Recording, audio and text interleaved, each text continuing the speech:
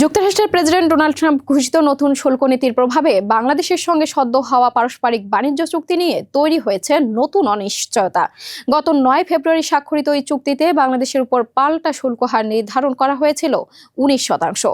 তবে অল্প সময়ের মধ্যেই মার্কিন সুপ্রিম কোর্ট ট্রাম্পের আরোপিত শুল্ককে অবৈধ ঘোষণা করে পরিস্থিতিকে নতুন মোড় দেয়। রায়ের পরই ট্রাম্প বিকল্প পথে হাঁটেন।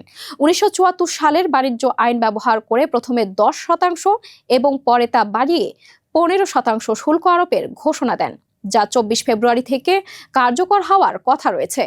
এই পরিস্থিতিতে বাংলাদেশ যুক্তরাষ্ট্র চুক্তি বহাল থাকবে কিনা তা নিয়ে সংশয় দেখা দিয়েছে।